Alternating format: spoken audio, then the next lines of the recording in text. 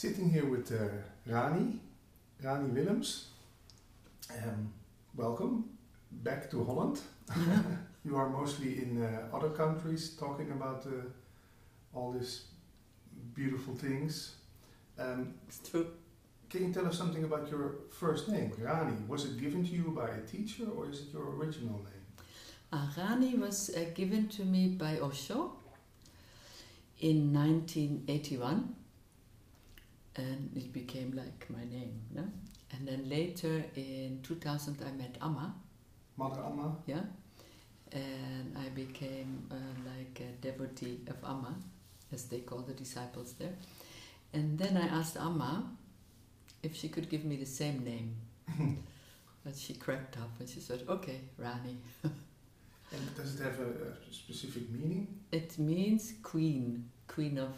Rani itself means queen, and the full name is Prem Rani, this is Queen of Love. Oh, nice. That's a not so bad name to have. In the beginning I didn't like it at all, because No? I felt like that was something so big to live up to. You know? That's Yeah. like... Did Osho give an explaining when he gave you this name? No, I didn't get it from him directly. Okay. Yeah. But he said something very beautiful, which maybe fits to this moment. He said, you know, what in the letter that I received, he said, now be an individual. Dare to be yourself, even if nobody agrees. Dare to have something like that. Mm-hmm. Dare to have your own direct experience and live accordingly. I read somewhere that you were not a Sanyasin, but a Neo-Sanyasin in the time when you were with Osho. Can you tell the difference? You know, Osho, how to say that in English? No, Osho liked to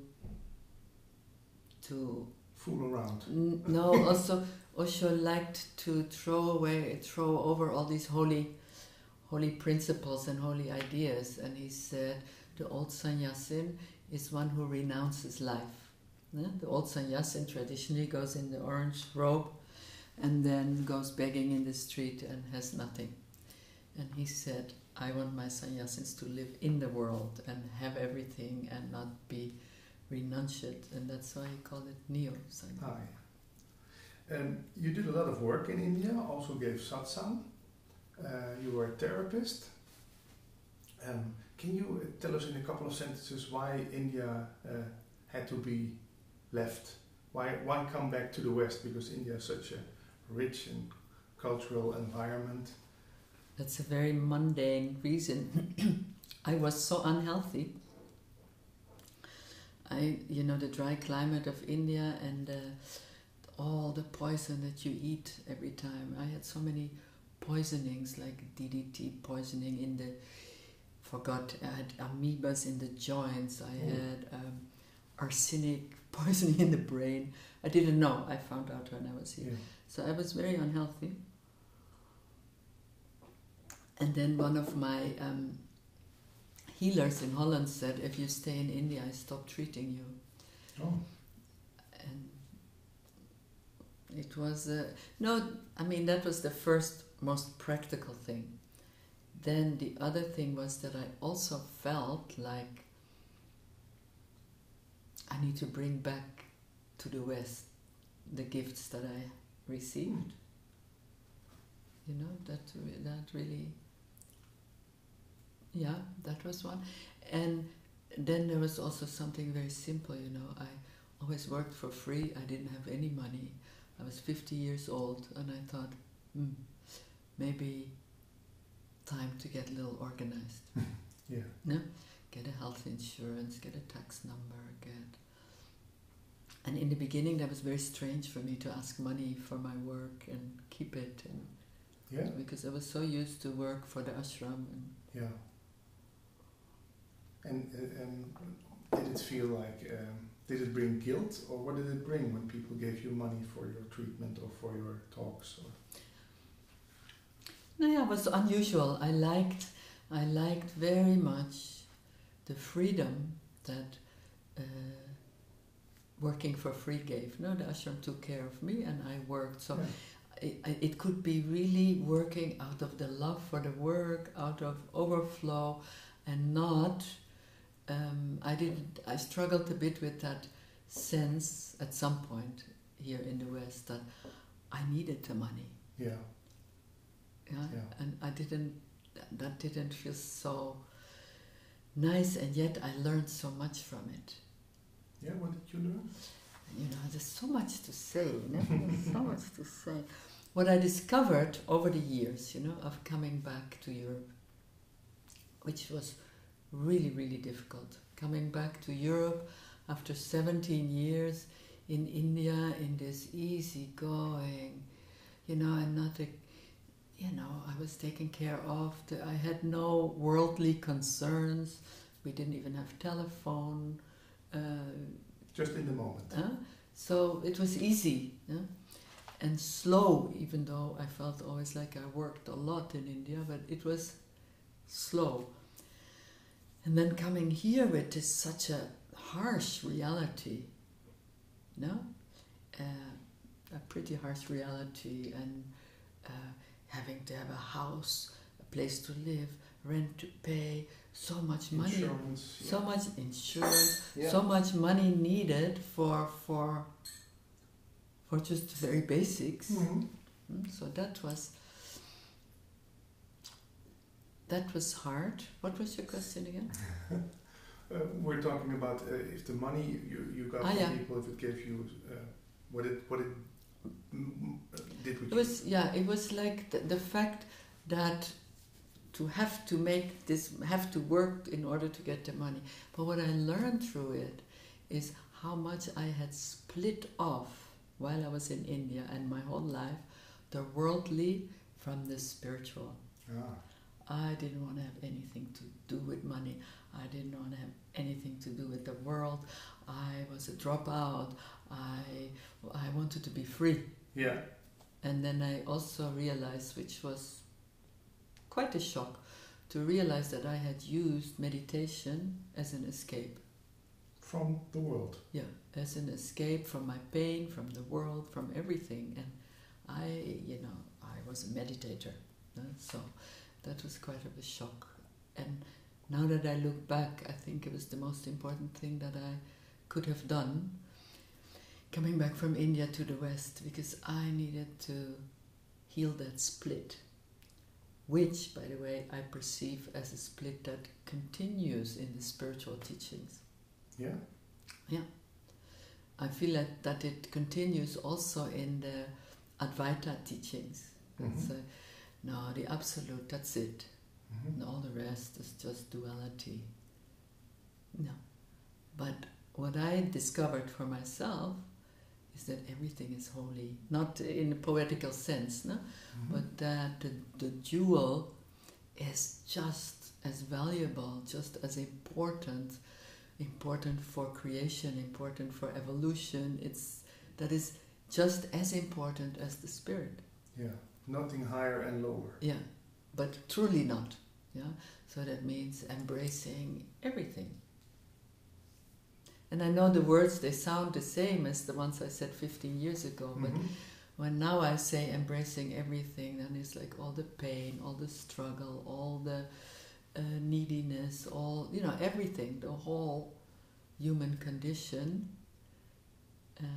Is that maybe why Advaita is becoming so popular over in the West? Because it looks like it gives you an exit from the... I think so. Yeah, for me also in the beginning, it looks, here there's a lot of shit. I take the right door to the Advaita world. And the awakening, you know that most probably, but the awakening, because it's such a grand experience, right? It's so grand, you're like, everything gone, everything dissolved. It's grand, and it's so liberating that it's one of the greatest traps on the journey. And it's interesting, I found it only years later, I remember, for example, Zen saying, okay, first there's the small I, the ego I, then you start to do some spiritual work, some psychological work, and they call it karma eye. You discover that, you know, your actions, they have a place in the whole. Then you come to the absolute. You awaken to non-I. And this is like so tempting that most people stay there. And really difficult to move from non-I. This is Zen, no? This is not my language. From non-I to free I. And then free I is another trap. Free I. But then you have to come back to ordinary I. Or, I don't know where the Zen came from right now. Or you could also say, it would be more my words, first you are ego I, then you become non-I, you feel liberated. Then you discover God, I am God. With the landing of the soul, you discover God and Godhood. And then again it feels like, yeah, but now, I am the goddess itself now. And so much bliss and so much richness and so much beauty. And then, next step is ordinariness. Yeah? And ordinariness in my vocabulary, in my experience, understanding. I'm a beginner, no? But in my understanding, that is what is often called by the Sufis, I think, the divine human being. And when we think usually of God and divine, we have all these pictures of gods in heavens and God knows what images we have according to our religion. But I discover more and more that actually through this whole cycle, and really I'm just beginning to integrate that, just barely, no? That this is actually normality. This is what a human being is supposed to be. No? Is that what you mean by conscious human being? Yeah, like a true... I was sitting in the car because I needed a title for an article, and I thought, how you say that? A conscious human being, a true human being, a divine human being creates such image in people's head. But by now I really think that people like Osho and Amma, they are normal. We are not. Ah, and we treat them like they're very special. Of course, because, hey, we are so retarded, we have become so retarded and so stupid, no, in many ways. So unconscious. So unconscious. Yeah. Do you know the... God, I don't know where this all come from, but I'm thinking of the 4 yugas in the... the 4 yugas in the golden age. They say everybody is a divine human being. They say that's normal then. Then that's normality all over the planet. Yeah. Wonderful image, huh? That we are all behaving normally, we're behaving ethically, lovingly, consciously, all that what our heart is longing for. We treat the earth well, we treat each other well, we follow the ethical codes of existence. Yeah. Then apparently that is never meant to stay for very long, 20,000 years or something, and then came the Silver Age, people became a little bit more unconscious, teachings were needed, and teachings were very compact, like all these, how you call it, sutras. People needed 3-4 sentences and they knew what it was about. The whole universe was opening for them. Just like little reminder. Yeah. And then 20,000 or however many, then came the copper. And there the people were already so forgetful. This is what the Vedas say, no? So they started to tell stories, the Mahabharata, the Ramayana, all these stories full of metaphors to explain to people like a little bit about truth. Then we come to the Kali Yuga, now, where we are now, the Iron Age. And that's why some teachers in the East say, people are too unconscious, too stupid. All you can give them is a mantra. Yeah? Because more they cannot contain. And as we seem to be on the edge of the iron going back to the golden, and God knows, I used to think that transition would be maybe in the next 10 years. But if you think so many thousands of years, the transition is probably also a few hundred years. But anyway, now we see that we can handle more than a mantra. Yeah. Now we can awaken again to the whole, which is, what can I say, blessing beyond belief. Huh? Yeah.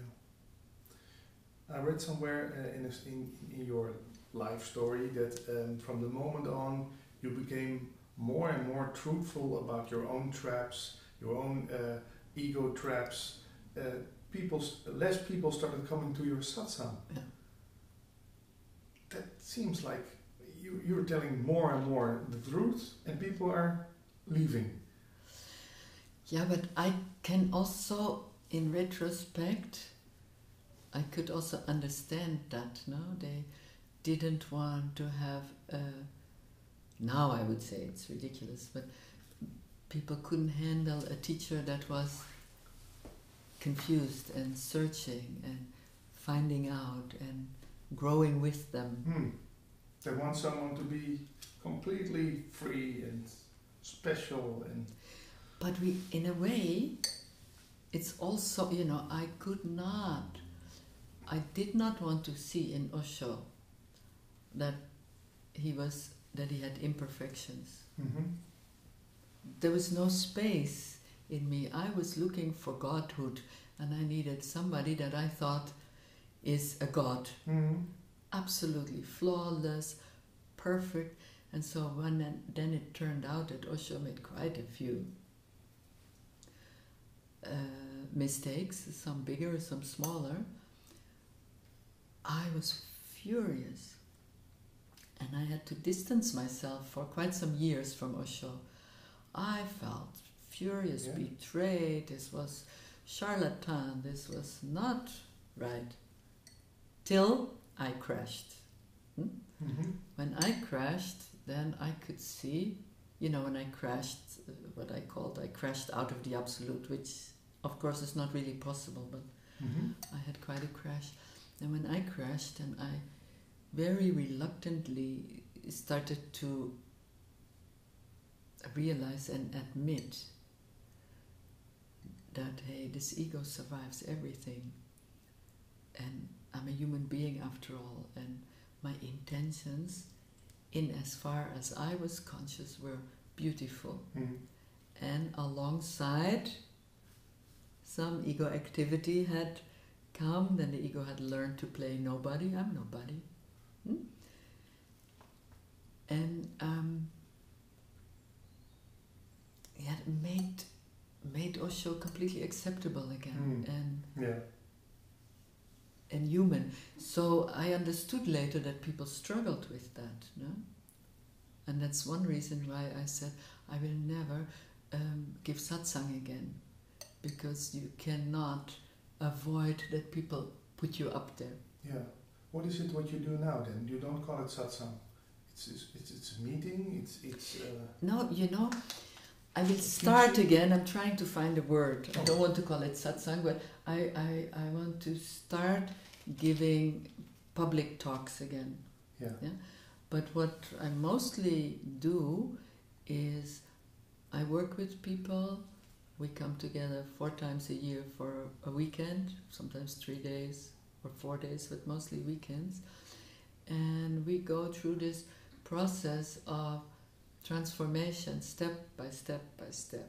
And some people are now with me since 6-7 years. Yeah. And so we slowly, we go step by step. Yeah. Purposely, very purposely, the absolute I will teach, transmit at the end. But that is again a whole other realm, no? Because when I had such an incredible breakdown, no? Emotional breakdown, such a painful breakdown. Depression. Yeah. When my best friend died, that brought me in my body, that brought me into my heart, and my heart was so in pain. And she was so in pain, and one day we looked at each other and we said, in tears, a few days later she died, so I said, if there is no I, then who has so much pain right now? Yeah. So we must have denied this I, and it took the floor from under me to admit that to myself. Anyway, then this whole crash happened, and I was looking and studying and reading and trying to say, what happened to me? I was enlightened in my own experience, Yeah. and now I'm a mess. And I'm a worse mess Than before. than I've ever been. So little by little I started to recognize that I had used the Absolute to split. First I had used meditation to split. Mm-hmm. I had a lot of undigested pain that I didn't want to have, so I split. And then of course, you know, when you awaken and so much light, as you know, so much light comes into your system, so it reveals every nook and corner of darkness there is. So I had to digest all of this pain, and I couldn't find any help anywhere. I was really like desperate to look. And then I came across Faisal Muqaddam. Is he from a certain tradition? You have maybe heard of Almas? Yeah. So The diamond approach. And Faisal and Almas together, they developed this diamond approach. They say they downloaded it. Feels like that. Yeah. So they brought this very ancient knowledge back on the earth, and they could, because they had also studied enough their own psychology and knew enough about psychology, they could build a bridge, which, for example, the Sufis, or in the past, they didn't need that, they didn't have that, a bridge between psychology and what we call all these essential states, essences. Why I came to Faisal was because he spoke somewhere, I couldn't believe it, he spoke about my experience. He spoke about that he had also been in the Absolute, feels so liberated, so free. And then, boom. So I said, okay, this man understands. This man must understand what I'm going through. And he did. Yeah? And he was the only one. And he introduced me to what we call the essential domain. Now, how can I explain that? Until then, I knew the material world, the personal realm, the material world, and I knew the non-dual world, the Absolute. And nothing in between. And even in my Absolute days, in my enlightened days, I often wondered when I looked at tankas, I had tankas, what does that all mean? All these colors, all these pictures, all these figures around them, that was so rich, and my own experience was so empty. I never came really to terms with that empty heart, and so it was not new to me that I had questioned that. And then when Faisal said, yeah, but between the Absolute and the worldly is the essential domain. And what is the essential domain is very complex, but in condensed, we could also say that's the domain of the soul. Well, that is where we say individuated consciousness. There is at the center of the essential domain is the soul, and then every essence is like the organs of the soul. Now, I don't know if that says anything to you, but if I give you an example, for example, in the human being, no? Normal you and me, you need strength to lift up something, or you need strength to do something. The first thing that naturally you do is like, you use your body, you contract your muscles, and you make strength. Yeah. Then when you get introduced to the red essence, which is really like a substance that runs in your body, like, can be like fire, it can be like thick lava, then strength is already here. Of course, when you lift something up, your muscles move, but it is not like, okay, I'm gonna do it. It's more like, it's doing me. Mm-hmm. Yeah, and so we get a lot of essential organs for everything. And maybe another way you can see essence is like, that's how it comes to me the most. So, okay, here's the absolute, endless open space. And the absolute is filled with light. And light has so many frequencies. So I can tune, like the rainbow, I can tune in the absolute to the red frequency, the red light frequency. Mm-hmm. Then outside of my body, it's red light. When I then allow it to enter the body, then it starts to condense. It starts to condense more and more and more till you have a certain substance. Every essence has a different type of substance. And when the absolute starts to condense more, we get the bones, we get the muscles, we have the body. But in that in-between field, as Faisal told me, we need that in-between field if we want to integrate the absolute into our daily life and really integrate it into every cell of the body. Now, this was very appealing to me. Yeah, I can imagine. Then, when I realized that this is a journey of years and years and years and years, at first I was really a bit reluctant. I said, am I going to dive in yet another system? But I had no choice, and I'm glad I had no choice. I was so broken, yeah. And then it's not just like, for example, red essence comes and it brings you essential strength. It heals all your brokenness around strengths, just feeling, I can't, I'm not good enough, I'm not strong enough, I can't, failure, all these things. Yeah? So through that work, little by little by little by little, I started to heal old wounds in the psyche. Because what I noticed that is so needed, because I don't know how much is your experience, but you cannot function from the absolute. In the absolute, okay, we can dissolve, nothing left. I am not here, body dissolves. No? Very wonderful. But the moment I start to talk, I need to function, I need to walk, I need my body, I need my ego.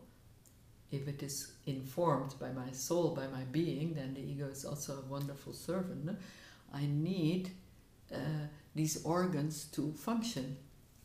When I come out of the absolute, I need to find a way to function in being. I'm not saying this is the only, hallelujah, the only thing there is, but essence allows me slowly, yeah, to integrate into daily life, into my each and every action, into, yeah, so that is my striving, to be always in alignment, always in vertical alignment with being, and at the same time in horizontal alignment with the world, but connected to the vertical. And that is no small task. I mean, I don't know many people who manage to not split off anything, to, when we see that the great beings like Osho and Amma also make mistakes, at least looks like it, we don't know enough, no? If I see that the Dalai Lama, for example, no? Just to cultivate this one essence of compassion, that he's practicing since 14 lives, but he's a beginner. Sounds very humble how you talk about this. But it is. That is the true perspective, the true perspective, and so tricky. I don't know how it's for you, but I know in me that notion of I have arrived creeps in with every step. And then again I catch it. Yeah. There is no arrival.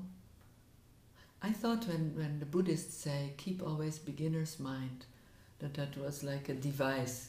But it's the truth. Because we are always beginners. And if you see the soul on an endless journey of evolution, endless, then where's the end? Yeah.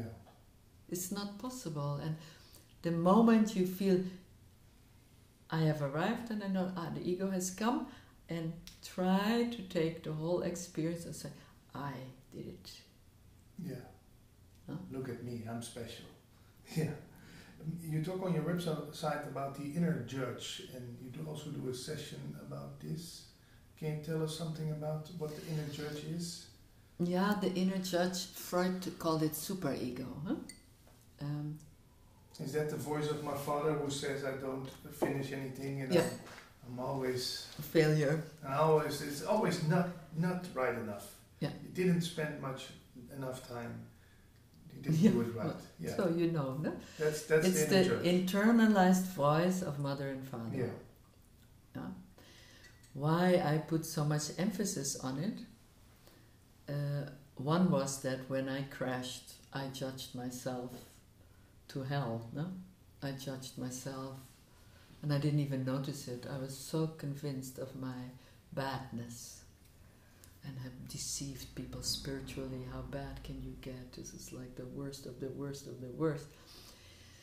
So I came to the work out of necessity, but then I began to understand, if we want to integrate the Absolute into our system, then we need to allow, this is also what most Advaita teachers share, I shared it at least at that time, we need to allow the unfolding of what shows up. Yeah? And so maybe I have an image of myself, of the Holy One, yeah? And then come very nasty things of hatred and revenge, then that doesn't fit in my image of the Holy One. Yeah. So then there the superego comes and says, are you crazy? Don't go there. Don't go there. Don't show anybody, for example. No? Mm-hmm. And so the superego always comes, we call it inner judge, because it has a more, you have immediately a felt sense. No? Or the judge says, shame on you. Look at you. You're still so scared. I mean, come on, get yourself together. And so this blocks, and we are not aware of it most of the time because it's so super fast and partly in the unconscious. We block whatever wants to come to the surface. So if I need to deal with fear, but my superego says constantly, shame on you, still, you're like a baby, or for me, there was such a tears, crybaby. Stop it. You're just wallowing. You want attention. So, something so very natural as feeling afraid or having tears, they cannot come because superego blocks it. And then, when our emotions are not allowed, then the essence cannot flow. Because, for example, every emotion is also an entry into essence. I can say, okay, I can transmit to you the red essence, which I can do. We can do that in silent exchange, or I talk. But we can also say, you're afraid. That's great. That's great. Fear shows that underneath that red essence wants to come up. Because red essence transforms fear. So then we say, that's beautiful that you're scared. Let's look at it. Nothing is excluded. Yeah, but more than that, to me that is why I love the work that I do now so much, is to see that our very humanness, our each and every emotion is a direct door into the Absolute if we follow it far enough. Instead of saying, no, I want the Absolute, I don't want this mess, I say, let's take the mess and through the mess reach to the same place. Yeah, there's no shortcut around it. Not in my No. knowledge. No. You also talk about the Enneagram. My friend Erwin, who sits next to me, is very interested in that. What kind of number are you? Have you found out? Yeah. Am I sitting with a 5 here, or a 6, or a 7, or? No, then you would get much more intelligent talk if I was a 5, 6, or 7. No, You're talking to somebody who, in the Enneagram, carries the number 3. And what does that stand for? Well, let me first say why I use the Enneagram. Yeah. Because otherwise it gets so out of context. Yeah.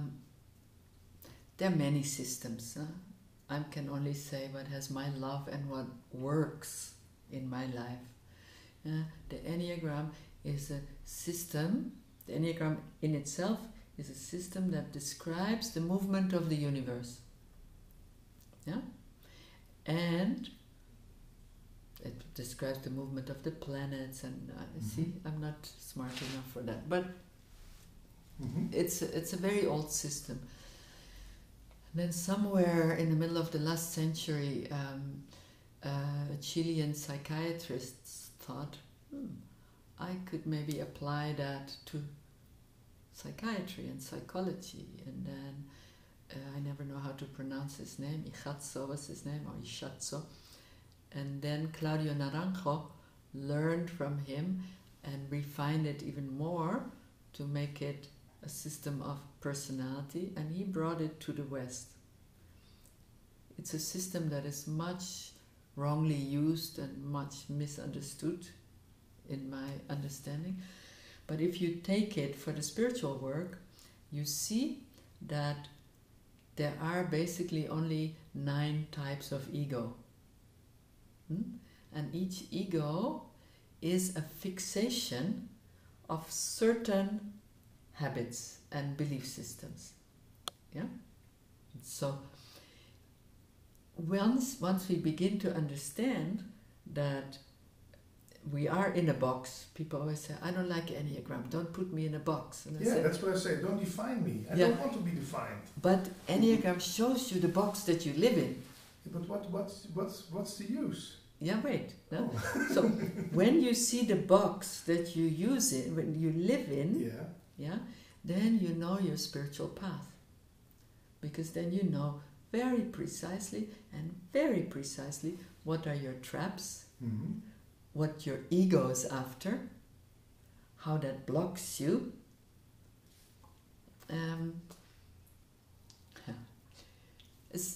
All these systems, they're so fast. No? So I'm at 3. You have 3 corners in the Enneagram. You have the 2, 3, 4, it's the heart-centered and emotional corner. Then you have the 5, 6, 7, is the head-centered in a very positive sense, yeah, intelligent and great awareness. You have the 5, 6, 7 are the head-centered people. And then you have the 8, 9, 1, they are the belly-centered people. And so I belong to the emotional, heart-centered people. Now, knowing my type, yeah, has helped me enormously to, for example, the 3 is the great achiever. Image and achievement. So I always thought I'm not a 3. I'm not, I'm not interested in glamour. I'm not interested in career. I'm not interested in anything. Till I discovered that I was an inner achiever. Yeah, on the way to enlightenment, and have to be the first and the best and the yeah. And then you start to realize how your whole mechanism functions.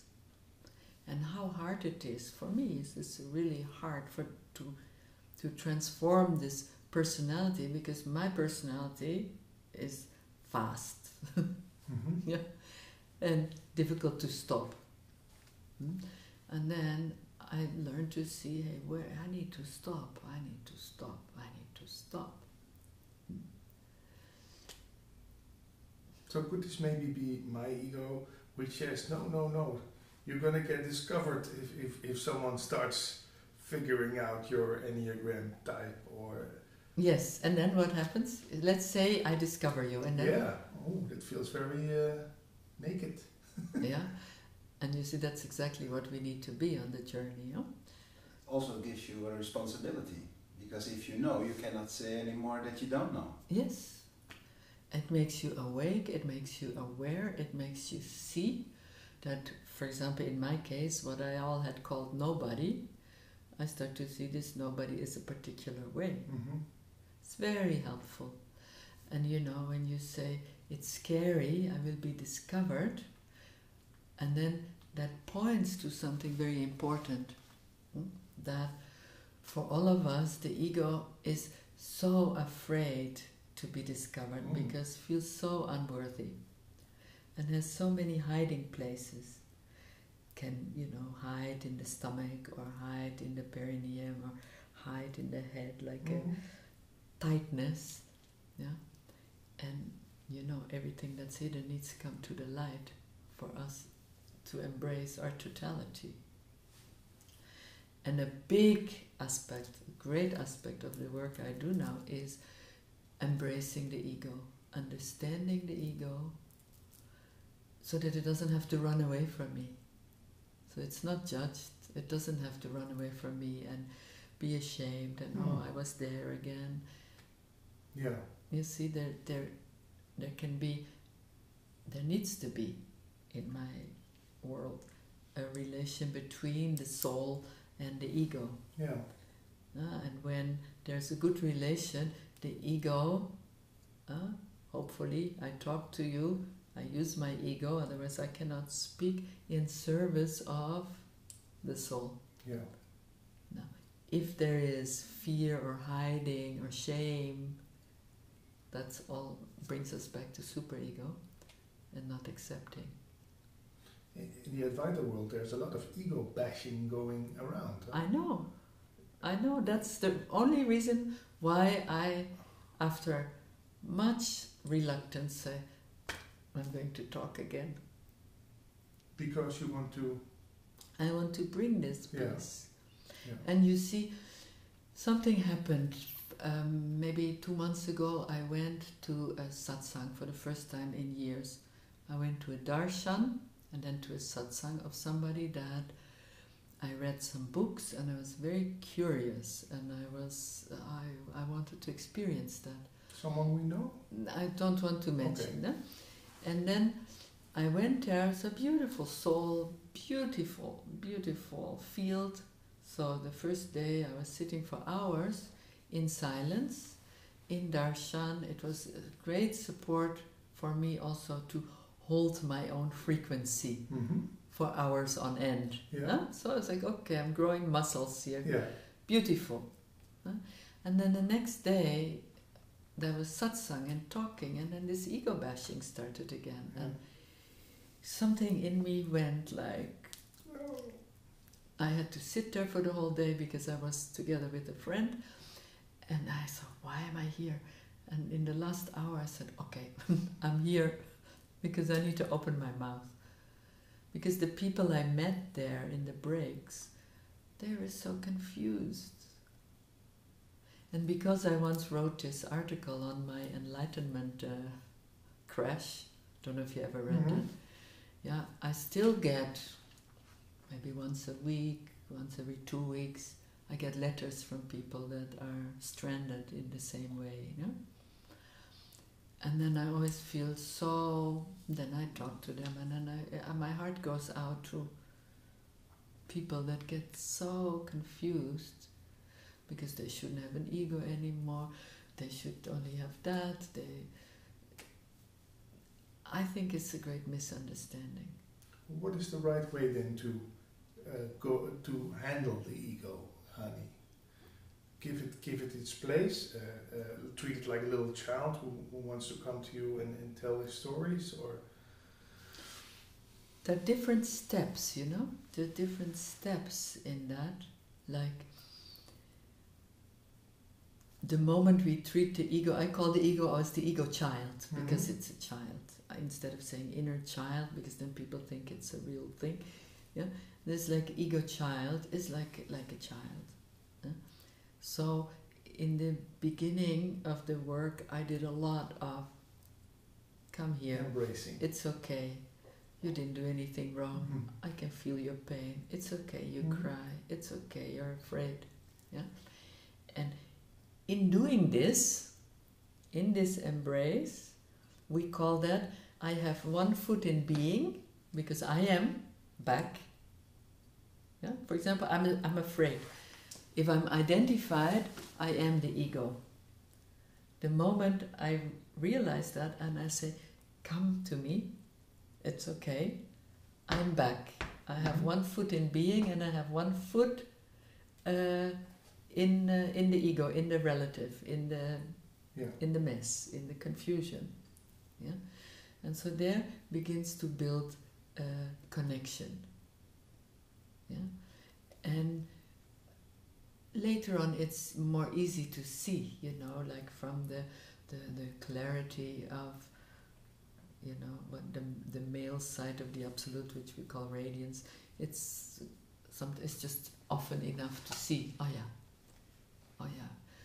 because let's say for me all these things, they come up, come on, just a human being, yeah?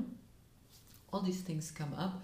But for example, let's say something that was really a big pain in me and that I tried to hide by being smart and all that, is that, you know, you're stupid.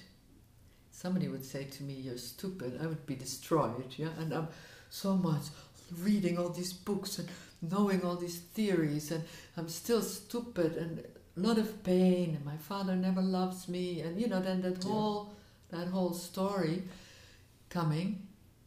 And after a while that story is digested because those held back tears, they need to flow, or the fear needs to be felt, and the system relaxes, and that pocket of ego holding dissolves. But it can regroup any minute. So if you say to me now, Rani, that was really stupid what you said, in no time that thing switches on. Yeah. And I see father, there's a little contraction in the system, that has to do with father, I want to hide, and gone again. Yeah. So there are there's gradations in the middle, no? How to deal with that ego. I think the other day I was thinking, actually we could almost say like the ego is the guide. The guide. The guide. To enlightenment. Yeah. If I come from being, no, I have to be rooted in being, otherwise I am ego and then you're lost. Yeah? But the ego knows exactly what it's looking for. but it goes out to look. Mm-hmm. But it knows what it wants, and you can't get it off track. Mm-hmm. Yeah. So, for example, then I said, "Oh, I want a man. I need a man. I have to have a man. Why am I alone? I need a man." And then one day, I say, "Wait a minute. Let's imagine I have this man. What happens?" Then I feel supported. Then I can relax. Then, yeah, all these things. And then I notice, hey, that brings the white essence in me. The white essence of groundedness, of a sense of inner support. And I say, the ego shows me what I need, only it looks out. Mm. So that's another way of following the ego, no? And it's like, I'm so scared, okay, but I need that. And you follow and you say, what if that fear would be gone? How would you feel? Yeah. So there's different ways to take the ego by the hand, but The intentions of the ego are good. super. It just looks out, Outward. looks in the wrong Yeah, direction. Yeah, that's, yeah. Hmm? And it's because that's how we were taught and learned that happiness can be found in the world, bliss can be found in the world, permanent satisfaction can be found. Yeah. Some people nowadays say even it stems from the time in the womb, because we knew that the nourishment came from the uterus, yeah. came from the placenta. Yeah. And then when we're children, we know we get the breast or we get the bottle. Yeah, that brings relief. Exactly. And then we have developed deep in our system that if I need something, I need to go out. Yeah. Because as babies we couldn't be aware that that was only the physical nourishment, because we were already this essence. Yeah, that's a great way of saying. We're almost talking for an hour. Some short questions. I want to ask you some practical things. Where can people find you? Do you give?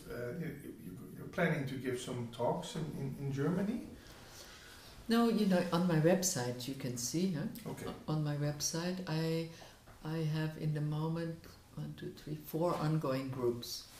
And you can join a group like that, or? No, these groups they only when a new one starts. Okay. Yeah, and that's one reason also why I want to come to Amsterdam. Until now, my Diamond Logos, we call groups, they are only in German. And there's people from Italy that want to come, or from Holland that want to come. So I want to start an English group, and I want to start simultaneously also in talks, maybe do one evening about what is white essence or what is red essence, and bring more this idea of don't be so nasty to the ego. Yeah, that's a good message to bring in this Advaita world. Aaron, do you want to ask anything? No, I was wondering what your opinion is about the Enneagram, because most of what I experience is that most people use it to analyze other people. And in my perspective, the Enneagram is perfect to analyze yourself or for self-inquiry. Yeah. What's your opinion about that? Yeah, absolutely, like what you say, like just before I said the Enneagram is one of these misused, but we can misuse anything. Yes. We can also misuse essence, we can misuse anything, and people use it to point at other people. People use it to box themselves even more and say, no, I can't do that, I'm a 5 or I'm a 3 or I'm a 2. No? So, as an excuse. So we can use that's the ego is, of course, super smart and wants to survive at any cost, so it uses whatever. It was shocking for me to discover that ego can also continues, okay, ocean falls into the drop, ego survives. We didn't know. Many teachers also say my ego is no more, but I tried with a few. I step on their toes and they get very angry. So there is an ego. No? And I did it out of friendly reasons, but look, there is somebody. It's illusion to think ego is gone. Then the ocean falls into the drop. Then you say, now, ego must be gone. Comes up again. No? Then the body gets transformed. I say, now, ego comes back. Yeah. I have a little book, it's called Entry into the Realm of Reality, that has really changed my perspective forever. It's from a Chinese master. It's very difficult to understand, but it's the story of a disciple who gets enlightened with a master. And then the master sends him to the next master, who is maybe a master in the area of compassion. And so he needs to start all over again till he fully masters compassion all the way into the absolute. Then he goes to the next and he teaches him that, and go to the next and teaches him that, and go to the next and teaches, until all the virtues, all the virtues of the ethical code of existence are restored. So that is changed my perspective about the journey, about evolution, about that we are not on a spiritual journey, but that we are spirits in a human journey. No, it changed my perspective forever. Any books you wrote on these subjects? No, not yet. Not yet. Maybe this inspires you. Not sure. It's we have asked Faisal to write books. Almas has produced one book after the other. Understandable, again, according to Enneagram type. Some people are just very bright and writing easy. Other people are hard people, different. Is it maybe a way to stop this inner judge, to know that to know your Enneagram type, so you know that you're not capable of doing anything? Yes, it's so smart. Really, then you say that the inner judge says, look, you don't even know how to stop. And I say, that's right.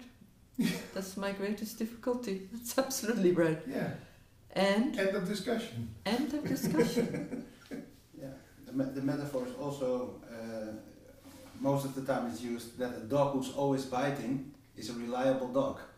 So if you're really aware of your Enneagram, with all the stereotypes that comes with it, then you know your habits, but you also recognize the dog who always bits and always bites.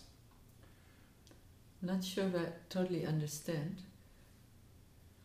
If you know your traps. If you know your traps, it makes you reliable. So you know that. Okay. Yes. So you can be really focusing on, and then you can let it go, because you have to get hold on it before you can let it go.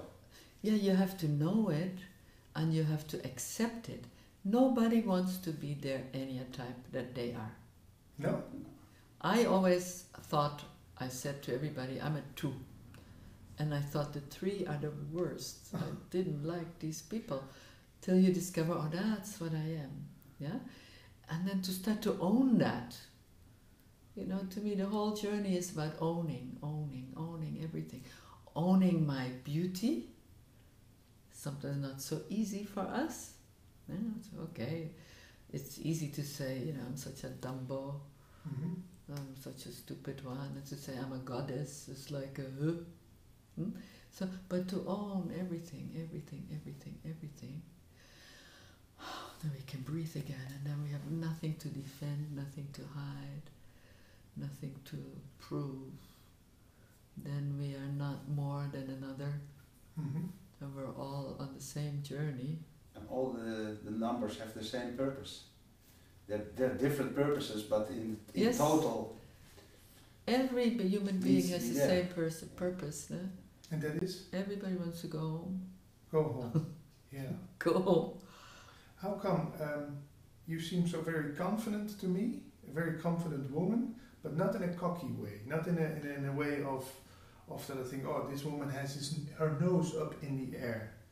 Is that the quality you have always had, or is that because you know yourself, you know your traps, you know your what you are good at, what you're not good at? Why is that? I would thank it to Amma and Faisal.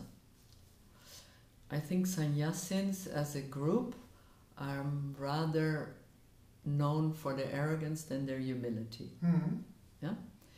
So when I came to Amma as a sannyasin, I was shocked to see my own arrogance, my spiritual arrogance, thinking I was, hey, and after all I had already awoken and no, come on, you're talking to Rani. And Amma teaches humility. Yeah, doesn't matter who you are, where you come from. You go with 2 or 3 other people on the floor on a coconut mat in a very simple room that is so Spartanic, like you don't believe it.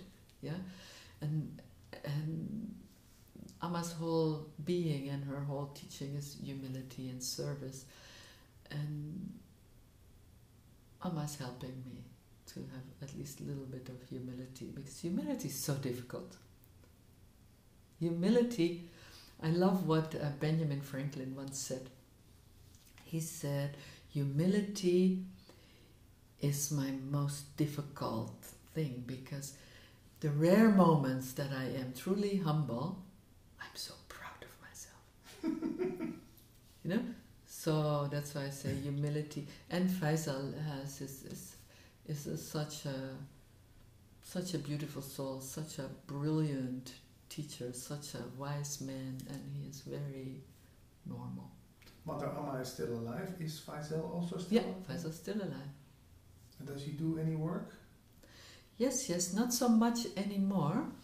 We're having only once a year now in Europe, like 3-day integration retreat, 3-day teacher training. It's very minimum. But he's still there. I talk to him often. Okay. Well, thank you very much for this nice talk. Thank you for asking me. It's through talking to you, I notice how happy I am to talk about it. And it flows naturally, so please don't stop talking. I'm just beginning. Yeah. Thank you. Hey, thanks. Nice to meet you also. Yeah.